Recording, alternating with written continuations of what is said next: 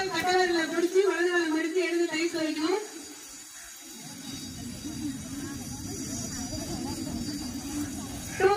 உங்களுடைய left leg மடித்து வைக்கணும். முடிஞ்சவங்க முடியலாம இருந்தாலும் சட்டப்பட்டு போட்டு அப்படியே உட்கார்ந்துக்கோ. திருப்பூர் உட்காந்துக்கோ. முடிஞ்சவங்க பத்மாஸ் உட்காந்துட்டு கையை நல்லா அப்படியே ஸ்ட்ரைட்டா வச்சு எல்போ ஸ்ட்ரைட்டா இருக்கணும். இதுபோல் திரும்புறான் பேர் இண்டெக்ஸ் கையை கம்ப்ளீட்டா குடிச்சு ஸ்ட்ரைட்டா வச்சு உட்காந்துக்கோ. Close your eyes. 3 times inhale, exhale இந்த பொசிஷன்ல செய்ய போறீங்க.